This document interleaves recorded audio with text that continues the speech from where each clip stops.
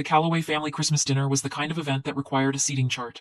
My mother, Diane, had spent 3 days arranging the centerpieces alone. Eucalyptus branches, white roses, gold candlesticks, the kind of table that belongs in a magazine, not in a home where people actually lived. The house in Scottsdale smelled like pine and expensive candles, and every surface had been polished until it reflected your insecurities back at you. There were 10 of us. My parents. My older brother Grant. My younger brother Cole. My sister, Renee, and various cousins who'd driven in from Phoenix and Tucson for the occasion. I was the last to arrive, because my flight from Portland had been delayed, and because some part of me always needed a few extra minutes before walking through that door. I'm Ren Calloway. And in this family, that has always meant the quiet one, the one who moved away, the one who does something with computers that nobody quite understands. There she is, Grant said when I walked in. And he said it the way people announce the arrival of someone they weren't really expecting. Not cold, exactly. Just indifferent. My mother kissed my cheek. You look thin. Are you eating? I'm fine, Mom. You're always fine.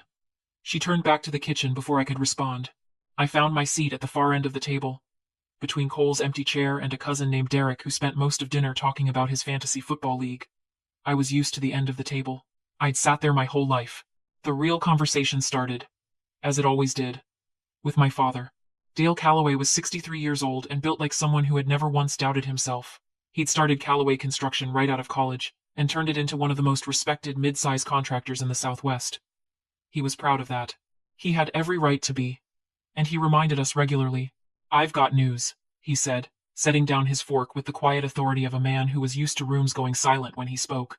We're breaking ground on the Meridian project in February. 14 acres. Mixed-use development. The biggest contract we've ever signed. Grant straightened. How big are we talking? $32 million. The table responded exactly the way Dale liked, with wide eyes and congratulations, and the clink of wine glasses raised in his direction. Renee pressed her hand to her chest, like she might cry from pride. Cole whistled low through his teeth. That's incredible, Dad, Grant said. 30 years of building this thing and you just keep going. That's what you do when you love what you do, Dad said. I took a sip of water. The tricky part, Dad continued, is the bridge financing. We've got a gap between contract signing and first payment disbursement. About a month-long window where we need liquidity. It's manageable, but it requires the right partners. I set my glass down carefully. I could help with that. The table went quiet. Not the kind of quiet that means people are considering something. The kind that means someone has said something slightly absurd. Renee recovered first. She laughed, but softly, so it could be passed off as something else. That's sweet, Ren. I'm serious, I said. How much is the gap? About 400,000, Dad said, his voice careful in the way it gets when he's deciding how to be gentle. But Ren, honey, this isn't we work with commercial lenders, institutional partners. It's a whole infrastructure. I know how bridge financing works, Dad. I'm sure you do, in theory. Grant reached for the breadbasket. But this is construction. It's not the same as tech. I didn't say it was. Cole jumped in, not unkindly but not helpfully either. Look, it's not about doubting you. It's that 400,000 isn't exactly something you just have. And even if you did, mixing family and business finance is complicated. What Cole means, Renee said, is that it's a generous offer, but you'd be out of your depth. No offense. I looked at my father. He looked at his plate. None taken, I said. I reached into my pocket and sent a text to my financial advisor, a woman named Sylvia Chen, who had worked with me for 6 years and who never slept before midnight. The text was 7 words. Begin the Calloway construction review. You know why. Dinner continued. Dad talked about the Meridian project. Grant talked about his role managing the commercial division. Cole talked about the new equipment fleet he'd been sourcing. Renee talked about the rebrand she was leading for the company's marketing presence. They passed dishes around and laughed at old stories and were, genuinely, a warm and loving family. I was just a guest in that warmth. Tolerated. Appreciated in the abstract. Never quite included. At some point, Dad mentioned their primary financing partner, a private equity group that had backed 3 of their last 4 major projects. He described them with the reverence people reserve for things they depend on but don't fully understand. They're not flashy, he said. Don't advertise. But they've been solid every single time. Consistent, reliable. 4 years running. My phone buzzed. Sylvia, found it. Your holding company appears in their cap stack on all 3 of the last projects. Percentage ownership ranges from 22% to 41%. They don't know. I turned my phone face down. Sounds like a good partner, I said. The best, Dad agreed. Some people just know how to build the right relationships. He said it without any awareness of what he was saying. I don't think he even glanced at me. My father's phone rang at 8:47 p.m. He almost didn't answer it. We were mid-conversation about Renee's plans to expand the company's social media presence, but something about the caller made him pause. He excused himself, walked to the hallway, and answered. We all heard the shift in his voice before we could make out words. Grant and Cole exchanged a look. Renee stopped talking. I picked up my water glass. When Dad came back to the table, he looked like a man who had just been told the weather had changed permanently. The equity group, he said. They're saying there's been a capital restructuring. They've suspended their position in our projects. Silence. What does that mean? Renee asked. It means their money isn't available. It means the Meridian financing doesn't exist right now. He sat down heavily. I don't understand. We had a signed commitment letter. Grant was already on his phone. I'm calling our attorney. Call the bank first, Cole said. I'm calling both. The dinner table dissolved into something else.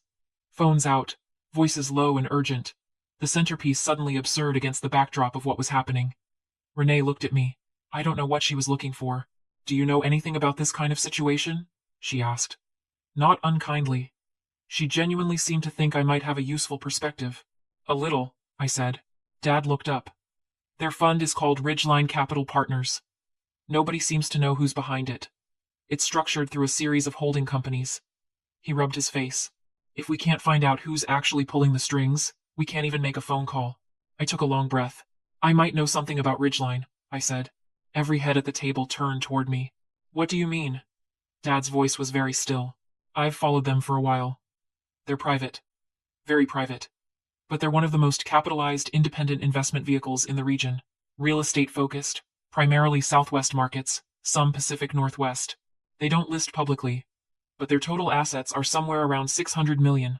How do you know that? Grant asked. Research. Nobody researches a private fund that carefully without a reason. His eyes narrowed. What's your reason, Ren? I looked at my father. Check your email. I just forwarded you something. He picked up his phone. His eyes moved across the screen once, then again.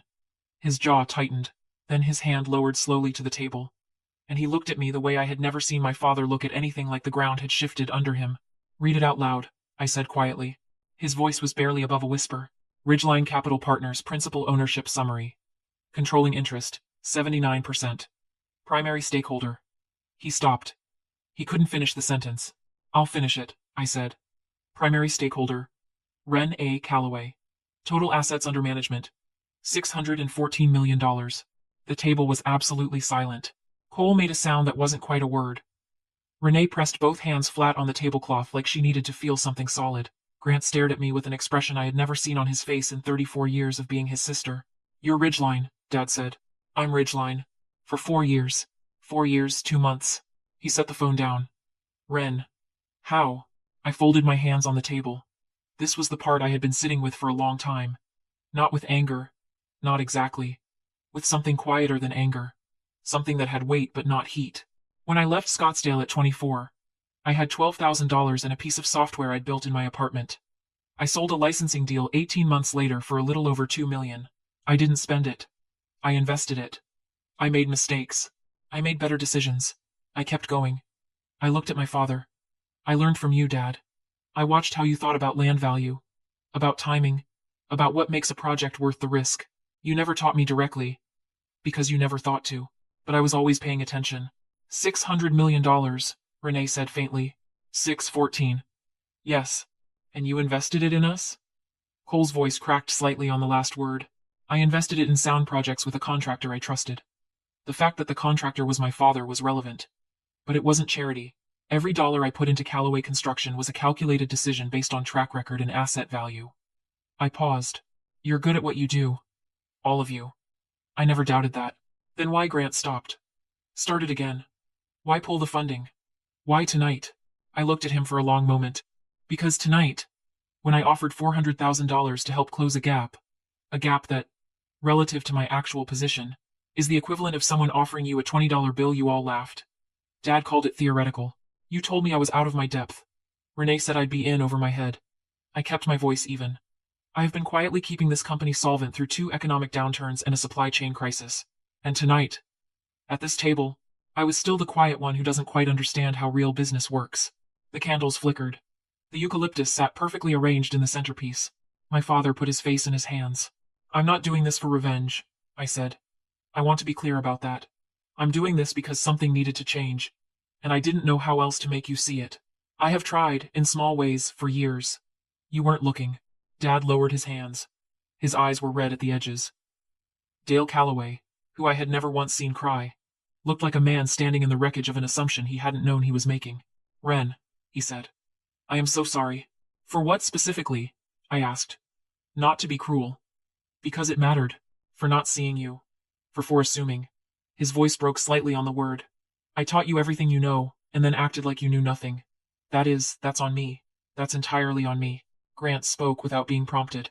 I've been condescending to you for years. I didn't even realize I was doing it. That's worse, I think. He looked at the table. I'm sorry, Ren. Cole nodded. Same. I'm sorry. Renee reached across the table and put her hand over mine. She didn't say anything for a moment. Then, you built something extraordinary, and we made you feel like you had to hide it just to be taken seriously. That's not a family. We have to do better. I looked around the table. Here's what I want, I said. I'll restore the ridgeline position.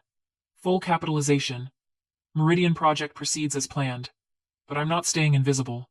I want a formal seat in the business conversations, not as a silent backer, as a partner. I want my name on the table the same way Grant's name is on the table.